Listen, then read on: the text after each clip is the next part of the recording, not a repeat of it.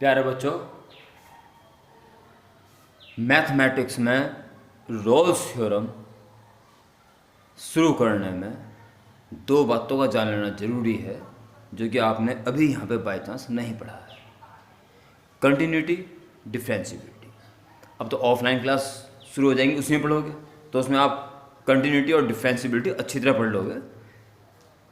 फिलहाल Rolle's theorem आप शुरू कर सकें, इसके लिए कंटिन्यूटी और डिफरेंशिबिलिटी वो बात जान लें जिनकी आवश्यकता यहाँ पढ़ने वाली है। ओके बच्चों,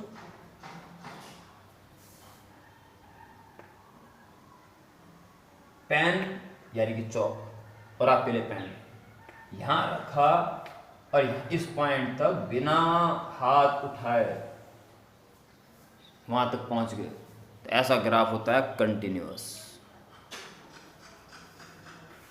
और यहाँ गए और फिर यहाँ से शुरू हो गए, टूट गया बीच में से, तो सब ये होता है डिसकंटिन्यूअस। ओके, कैसे पता चलता है? अगर इस बारे में बात करूँ, ये ब्लैंक है, ये फुल है, ये मान लो x = 420, ठीक है, और y एक्सिस पे ये कुछ और है, ये कुछ और है, ये है मान लो 786 और ये मान लो 9 2 11। x = 420 पर, ये डार्क है ना, वैल्यू 9 2 11 है, और जरा सी कम कर देंगे तभी 9 2 11 रहेगी, पर जरा सी ज्यादा कर देंगे तो क्या हो जाएगी? 786 हो जाएगी। यानी ये शो करता है कि ग्राफ टूट गया बीच में से, ठीक है। किसी पॉइंट पर वैल्यू आ रही हो कुछ और जरा सी LHL या लेफ्ट हैंड लिमिट यानी एक्सिस जरा से बाल बराबर कम वैल्यू रखने पे भी वही आ रही हो और बाल बराबर ज़्यादा रखने पे भी वही आ रही हो तो कंटिन्यूअस है। और बाल बराबर आगे पीछे हटने से धैर्य देने गिर गई हो नीचे, जैसे कि y = greatest integer value of x, ठीक है। ध्यान से क्या होता है? जैसे 7.9 की ग्रेटेस्ट इंटीजर वैल्यू 7, अभी 7 को पार करके 8 तक नहीं पहुंचा है तो ग्रेटेस्ट वैल्यू भी 7 ही है। x = 7 पे हम चेक करना चाह रहे हैं, तो x = 7 रखोगे तो उससे ग्रेटेस्ट इंटीजर वैल्यू 7 ही आएगी। अगर fx है तो f की वैल्यू एक्यूरेट 7 पर, तो ग्रेटेस्ट वैल्यू ऑफ 7 यानी कि 7 आ जाएगी। और जरा सी ज्यादा रखोगे तभी ग्रेटेस्ट इंटीजर वैल्यू कौन सा कवर हुआ? अभी 7 ही हुआ, तभी इसकी वैल्यू क्या रहेगी? 7। स्पॉट वैल्यू 7 आ रही है। जरा सा आगे बढ़ गया यानी राइट हैंड लिमिट, वो भी 7 ही आ रही है। परंतु बच्चों, अगर जरा सा भी कम हो गया लेफ्ट हैंड लिमिट, यानी जरा सा भी कम हो गया 6.9999999, यहां तक कौन सा ग्रेटेस्ट इंटीजर कवर हुआ है? अभी 6 ही हुआ है, 7 तक नहीं पहुंचे। क्या आ जाएगा? 6। यानी ये ग्राफ ऐसा है 7 पर, 7 से आगे तो कंटिन्यूअस है, पर जरा सा भी बैक लगी पीछे धड़ गिर के 6 पे आ जाएगा, यानी बीच में गैप आ गया, ये कंटिन्यूअस नहीं है। ओके,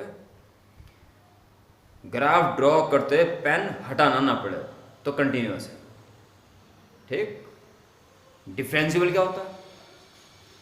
ये बात ध्यान सुनते रहना, क्योंकि जब कंटिन्यू डिफरेंशिबिलिटी ऑफलाइन शुरू हो जाएगी फिर दोबारा नहीं बताने का, ये लोग ध्यान पूर्वक सुने।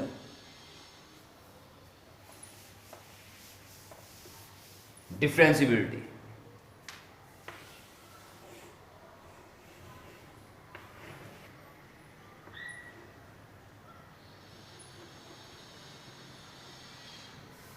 इस पॉइंट पे टेंजेंट के ऊपर विचार करो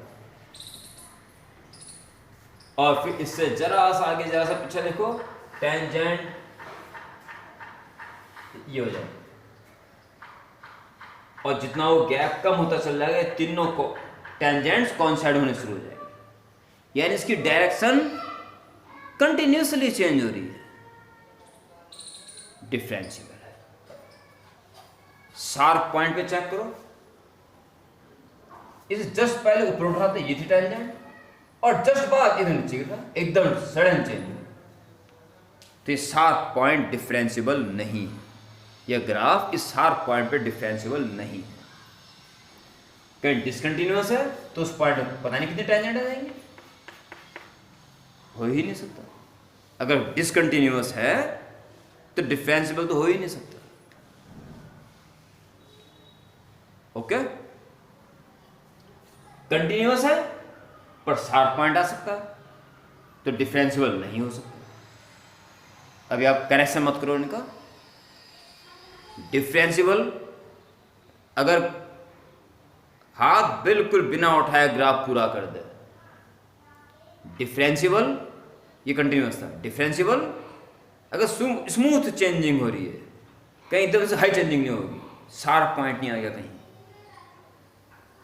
तो डिफरेंशिएबल होगा। ठीक है, फिलहाल इन 2 पॉइंट्स काम चलेगा, बाकी तो आपको लंबी प्रैक्टिस करनी है कंटिन्यूटी और डिफरेंशिएबिलिटी के लिए। ये ऑफलाइन क्लास में स्टार्ट हो जाएगा। ठीक है, डिफरेंशिएबिलिटी कंटिन्यूटी। सुनिए, रोल्स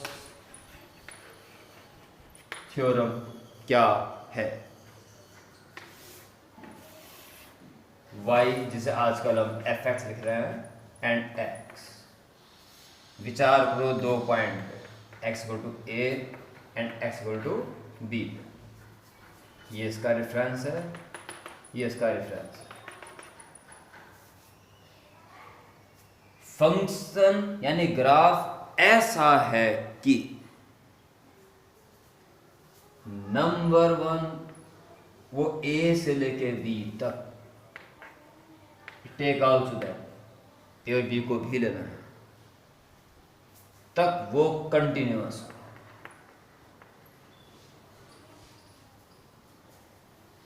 इस लाइन से उस लाइन तक जाते जाते पेन या मेरे लिए चौक नहीं उठेगी, कंटिन्यूअस जाएगी। पहली शर्त अगर ग्राफ ऐसा हो। दूसरी कंडीशन डिफरेंशिएबल हो।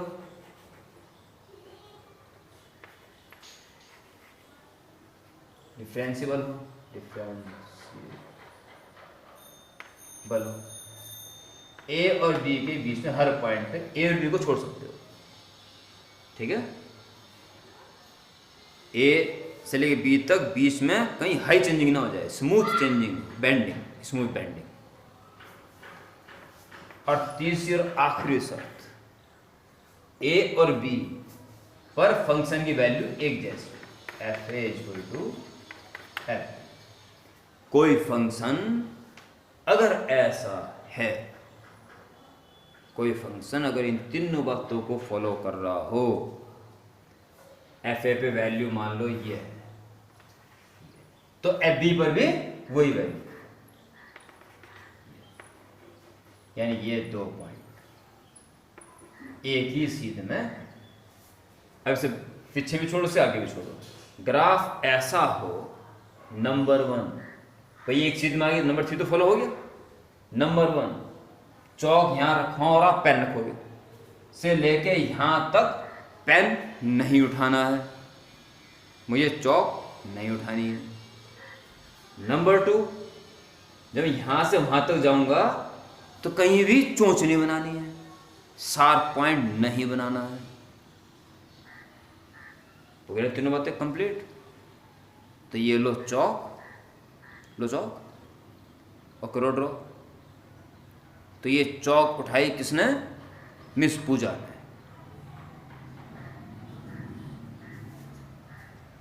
अभी बना देती हूँ। मैंने सिर पे एक मारा, डाट। ये क्या है? ओ सॉरी सर, क्या गलती है यहाँ पे? चोंच बन गई, इसका मतलब डिफरेंशिएबल नहीं है, चोंच नहीं बनानी है।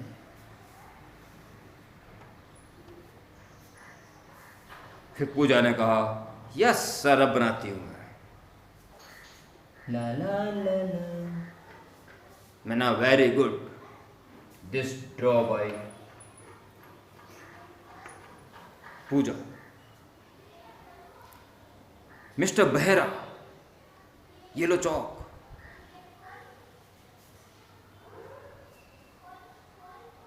सर ड्रॉ कर दूँ, ना कर दे, पर दोनों बातों का ध्यान रखियो।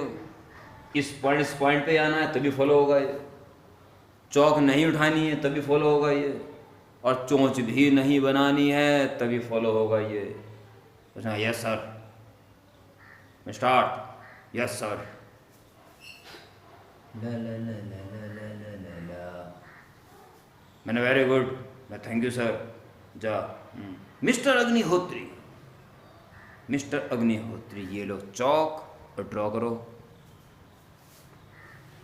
ये ड्रॉ कर दिया। ये मिस्टर बहेरा और ये मिस्टर अग्निहोत्री, अग्निहोत्री, तीनों बच्चों, और चाहे मैं एक एक करके सबके सबको कह दूं, हर एक बच्चे में के द्वारा किए गए ग्राफ में सोचो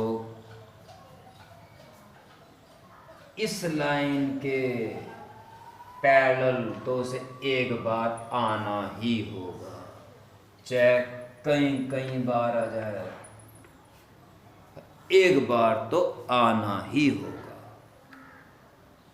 एक्स एक्सिस के पैरेलल उसको आना ही होगा, यानी di/dx यानी स्लोप जब से पैरेलल हो जाएगा तो tan 0, जब पैरेलल हो जाएगा तो मैक्सिमम मिनिमम पढ़ चुके हो, dx रहेगा और dy 0 हो जाएगा, मिनिमम पे मैक्सिमम पे, या di/dt 0 हो जाएगा। ठीक है, बात ये हुई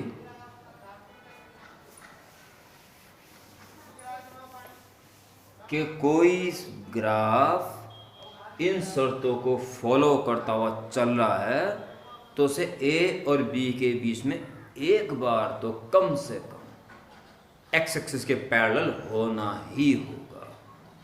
आप सब अपने अपने रफ कॉपी में एक्स एक्सिस के पैरेलल लाइन ड्रॉ कर लो, ए और बी बना दो, और किसी भी तरह से आड़ी तिरछी लाइन खींचो, चोंच नहीं बननी है, पेन नहीं उठाना है। ये तो सीधी खींच दो, वो तो पूरी पूरी एक्स से पैरेलल होगी, और कहीं और चल पड़े और आना पॉइंट बी पे, तो एक बार तो प्यारे बच्चों और बच्चियों एक्स एक्सिस के पैरेलल से गुजरना ही पड़ेगा। यही है रोल्स थ्योरम। ठीक है, तब तो ए और बी के बीच में एक पॉइंट कम से कम ऐसा पक्का लाजमी होगा जहां di/dx 0 आके ही रहेगा। ठीक, तो रोल्स थ्योरम हेडिंग डालिए। ठीक है, और सुनिए कैसे, ये तो हिंट के लिए काम चल जाएगा, पर लिखना क्या है प्रॉपर ये सुनिए, सुन लेना और दोबारा पॉज करके दोबारा सुनिए, तब लिखना इस नोट्स को, एक ही नोट लिखना है बस। If a function f(x) is such that number it is continuous in और क्लोज ब्रैकेट बना के a and b, number 2 it is differentiable in small bracket बना के a and b, and number 3 fa is equal to fb, then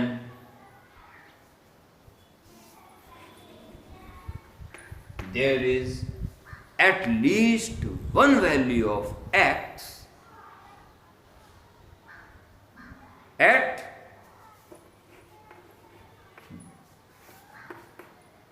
f dash x equal to 0। कम से कम एक point तो ऐसा पक्का होगा जिस पर डेरिवेटिव की वैल्यू 0 आएगी। ओके, ये है रोल्स थ्योरम।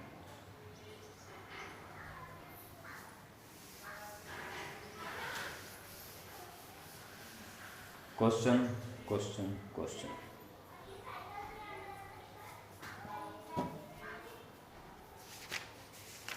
एक क्वेश्चन देता हूं और कहता है discuss the applicability. Rolle's theorem applicable है या नहीं, बस नॉट वेरीफाइड, एप्लीकेबल और नॉट, तो आपको ये तीन चीज शो करके दिखानी है बस। हाँ ये कंटिन्यूस है, हाँ ये डिफरेंशिएबल है, और ए और बी पे वैल्यू सेम है बस। So Rolle's theorem is applicable. Verify करना तो फिर सब कुछ करना पड़ेगा। तो चूंकि वेरीफाई वाले में भी एप्लीकेबिलिटी दिखानी पड़ेगी पहले, इसमें वेरीफाई वाला बता देता हूँ।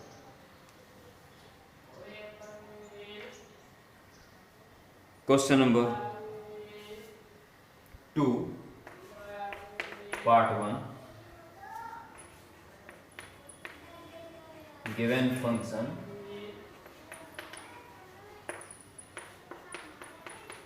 f(x) is